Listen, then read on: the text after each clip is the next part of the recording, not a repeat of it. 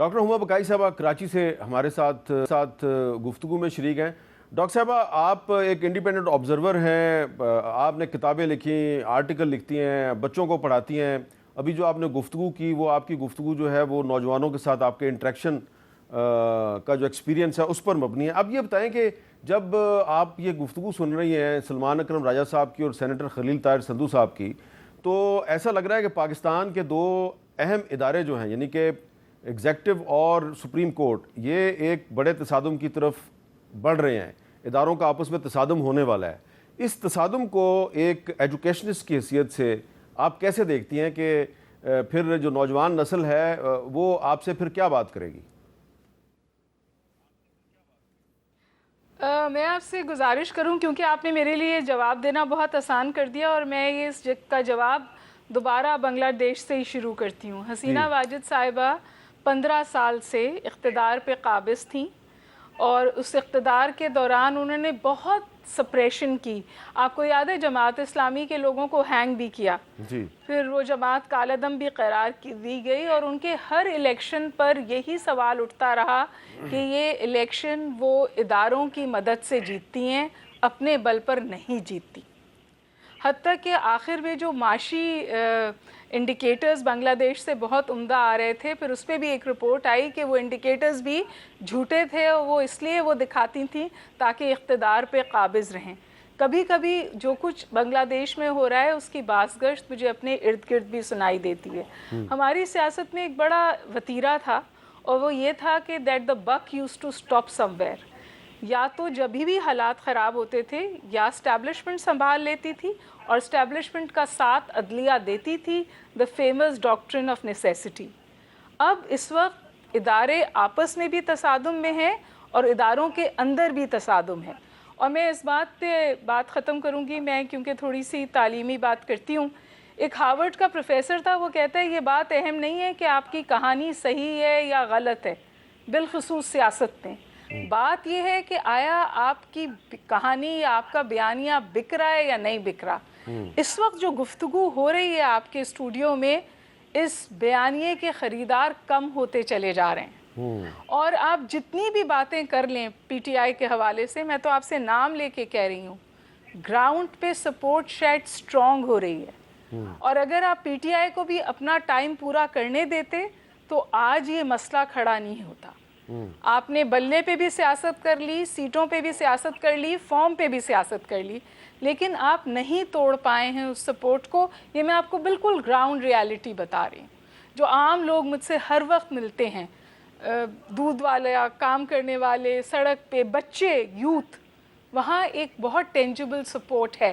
کیا P T I اس کو صحیح طور پہ ہینڈل کر رہی ہے؟ اس کے حوالے سے بھی بہت بڑا سوال ہے۔ پی ٹی آئی بھی اب تقریباً ایک حصول اقتدار کی جنگ میں کسی اور طرف نکل گئی ہے۔ جو نگلیکٹڈ کمپوننٹ ہے نا اس میں حامد میر صاحب، وہ معاشرہ ہے، ہم ہیں، مڈل کلاس، اور ہمارے بچے ہیں۔ اچھا، اب خلیل طاہر سندھو صاحب، آپ پتہ نہیں اتفاق کرتے ہیں یا نہیں کرتے، لیکن تحریک انصاف شاید آپ کے لیے اسی لیے آپ کے خلاف ابھی تک تحریک نہیں چلا سکی کہ بقول ہما بقائی صاحبہ کہ وہ بھی شاید پاور پالیٹکس ہی کرنا چاہ رہے ہیں۔ اگر وہ چاہیں تو اسلام آباد میں یا کسی پنجاب کے اور شہر میں کچھ نہ کچھ کر سکتے ہیں، لیکن انہوں نے بھی راستے جو ہے نا وہ کھلے رکھے ہوئے ہیں، دروازے بند نہیں کیے کہ کسی کو اتنا غصہ نہ دلاؤ کہ وہ پھر مستقل طور پہ آپ کو خدا حافظ کہہ دے۔ تو کچھ آپ کو لگ رہا ہے کہ اسلام آباد میں سب ٹھیک ہے آپ کے لیے یا کچھ خراب ہے؟ میں تو جو ذاتی طور پر حامد میر صاحب سمجھتا ہوں کہ ایوری تھنگ از اوکے، اور جو ابھی ہما بقائی صاحبہ بات کر رہی تھی، میں تو انتہائی ادب کے ساتھ کچھ باتیں انہوں نے پرووکنگ بھی کی ہیں کہ پرووک کرنے کی، لیکن میں کوئی اس میں نہیں، ان کی نیت پرووک کرنے کی نہیں، وہ ایک ایجوکیشنسٹ ہے۔ میں ان سے ویسے جسٹ میں انتہائی ادب اور احترام کرتا ہوں ان کا بھی، لیکن پرابلم از دیٹ کہ جس طرح آپ کہنے پارلیمان نے 5 سال پورے کرنے ہوتے ہیں، کسی ایک سیاسی جماعت نے 5 سال پورے نہیں کرنے ہوتے۔ اور پھر جو سلمان اکرم راجہ صاحب نے فرمایا کہ جج بدل دیا، یہ کیا، آرٹیکل 219 کانسٹیٹیوشن پاکستان کہتا ہے کہ یہ الیکشن کمیشن کا کام ہے کہ اس نے ٹرائبیونل مقرر کرنے ہیں۔ This is not the work of the High Court. یہ تو اس میں لکھا ہے سر, اس سے ایگری کریں گے سلمان اکرم راجہ صاحب. تو اس لیے جو وہ آئینی ادارہ ہے, البتہ آپ ہر دفعہ ایک دن پہلے قاضی فائز صاحب کو جو کچھ کہہ رہے تھے, جو کچھ ان کے خلاف کیا گیا, سیکنڈ ڈے میں انہوں نے کہنا شروع کر دیا کہ وہ ہمارے لیے اب نجات دہندہ ہیں, یہ ہیں, وہ سارے سیویئر ہیں ہمارے.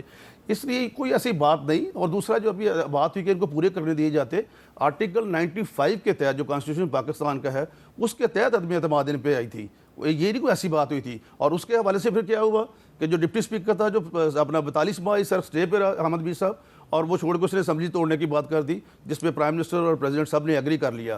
اور پھر جو فیصلہ تھا سپریم کورٹ کی جو اپیل تھی نمبر 1, پتہ ہوگا ان کو, ڈیفینیٹ سلمان اکرم راجہ صاحب کو, بہت میرے سے تو بہت زیادہ کمپیٹنٹ لائر ہیں, کہ انہوں نے لکھا, جسٹس مظہر عالم مندوخیل میرا خیال ان کا نام تھا, مظہر عالم مندوخیل, ان کا پیرا نمبر 8 ہے جو ججمنٹ کا, کہ ان کے خلاف آرٹیکل 5 جو ہے وہ پروو ہو گیا ہے. اب آنے والی کوئی بھی پارلیمنٹ ہوگی وہ لگائے گی آرٹیکل 6, یا نہیں لگاتی ہے ان پہ چھوڑا جاتا ہے. قاسم سوری کے, اپنا عمران خان کے, اور صدر الوی صاحب کے. اس کا پیرا نمبر 8 ہے جی, میں آپ کو ابھی بھی دے دیتا ہوں. مظہر عالم میاں خیل مظہر عالم میاں خیل صاحب. تو ان کا یہ جب ججمنٹ آئی وہ والی, اس کی اس ایس سی جو سپریم کورٹ کا تھا, لیکن وہ تو صرف ایک جج کی آبزرویشن تھی نا. دیر واز آبزرویشن, میں یہ کہہ رہا ہوں. لیکن وہ جو کام کیا تھا کہ اگر اٹ ڈز ناٹ مین, اور سیکنڈلی لا یہ سر کہتا ہے, اور رولز بھی یہ کہتے ہیں کہ جب کسی کے خلاف عدم اعتماد آ جاتی ہے, جمع ہو جاتی ہے, دین سر اسمبلی توڑی نہیں جا سکتی. اچھا, اب سلمان صاحب میرا آپ سے سوال جو ہے نا وہ یہ ہے کہ کیا پاکستان تحریک انصاف اصولوں کی سیاست کر رہی ہے یا پاور پالیٹکس کر رہی ہے, جس میں اپنے ہی اصولوں پہ کمپرومائز بھی کر رہی ہے؟ سوال میں آپ سے تھوڑا سا کرنے سے پہلے میں آپ کو چاہتا ہوں کہ ڈی جی ISPR نے آج جو فرمایا وہ ذرا سن لیں. ایک ٹاپک 9 مئی ہے جس کے بارے میں آپ نے اناؤنس کیا تھا. فوج کا ایک واضح موقف تھا کہ جب تک معافی نہیں مانگی جاتی جنہوں نے یہ کیا, اس وقت تک ان کے ساتھ بات نہیں ہوگی. بڑے بڑے اینکر یہ خبریں دے رہے ہیں کہ کوئی غیر سیاسی لوگ جو ہے وہ بات چیت کر رہے ہیں اس جماعت کے سربراہ کے ساتھ جو کہ 9 مئی میں ملوث تھی, اور کوئی ڈیل کی باتیں ہو رہی ہیں. اس پہ لیٹسٹ اپڈیٹ کیا ہے؟ اس موضوع پہ جو فوج کا بڑا واضح موقف ہے, جو 7 مئی کی ISPR کی پریس کانفرنس تھی اس میں یہ بیان کیا گیا تھا, نہ اس میں کوئی تبدیلی آئی ہے اور نہ ہی آئے گی. سلمان صاحب, ڈی جی ISPR نے کہا کہ جو ہمارا موقف تھا کہ نہ اس میں کوئی تبدیلی آئی ہے نہ آئے گی, یعنی کہ وہ کہہ رہے ہیں پہلے معافی مانگو پھر آپ سے بات ہوگی. تو عمران خان صاحب جو ہیں وہ اب کہتے ہیں جی میں حکومت سے تو بات نہیں کروں گا, فوج سے بات کروں گا. تو وہ جو سویلین سپرمیسی کا تحریک انصاف کا ایک نعرہ تھا وہ کدھر گیا؟ کسی سودے بازی کا شکار ہو گیا؟ نہیں, بالکل نہیں. دیکھیں, جمہوریت میں اور پاور پالیٹکس میں کوئی بہت زیادہ فرق نہیں ہے. ہم یہ کہہ رہے ہیں اس ملک میں شفاف الیکشن ہونے چاہیے, جو الیکشن میں دھاندلی ہوئی اس کو ختم ہونا چاہیے. آپ آزاد منصفانہ ٹرائیبیونلز کے ذریعے کام ہونے دیں. الیکشن ایکٹ 2017 کے سیکشن 140 سب سیکشن 3 میں وضاحت سے لکھا ہے کہ ٹرائیبیونلز جو ہیں وہ چیف جسٹس جو ہائی کورٹ کے ہیں ان کی مشاورت سے ہوں گے. مشاورت 30 سال سے ہماری عدالتیں کہہ رہی ہیں جب چیف جسٹس سے ہو تو اس کی رائے کو رد نہیں کیا جا سکتا جب تک آپ کے پاس ٹھوس مواد نہ ہو کسی جج کے خلاف. تو یہ تو ایک بات ہے. دیکھیے, ہم یہ کہتے ہیں کہ جو ایک طاقت ہمارے سامنے کھڑی ہے, جمہوری عمل کے سامنے کھڑی ہے, اس طاقت سے تو ہمیں بہرحال گفتگو کرنی ہے. تمام سیاسی جماعتیں جو ہیں وہ موجود ہیں, لیکن ایک اس وقت محور ہے پاکستان میں طاقت کا, اور ہم جانتے ہیں کہ وہ مقتدرہ ہے.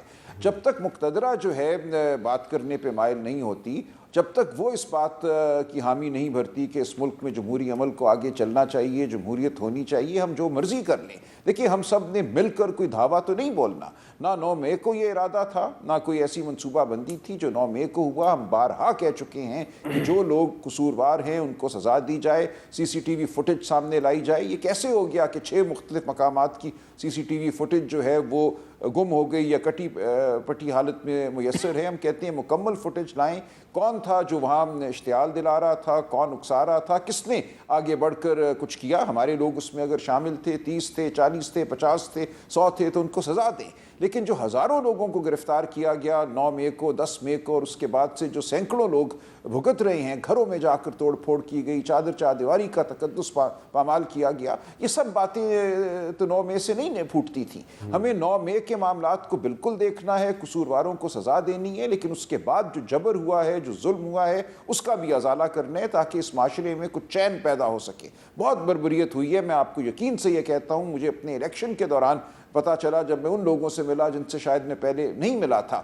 گلیوں میں چھوٹے چھوٹے گھروں میں جا کے جو کچھ ہوا ہے وہ رونگٹے کھڑے کر دینے والی بات ہے. ہمیں اس تمام بات پہ معافی بھی مانگنا ہوگی, جو ظلم ہوا ہے اس کی بھی معافی مانگنا ہوگی, اور 9 مئی کو جو ہوا جو قصوروار ہیں ان کو سزا دیں اور ہم آگے بڑھیں, سیاسی عمل کو آگے بڑھائیں. اب ہم سیاسی عمل کو اس ملک کو 9 مئی کے کھونٹے کے ساتھ باندھ کے نہیں بیٹھ سکتے. بالکل انصاف ہونا چاہیے, قانونی عمل شفافیت سے بڑھنا چاہیے. ذرا وضاحت کر دیں کہ آپ کیا کہہ رہے ہیں, کس کو کس سے معافی مانگنی چاہیے؟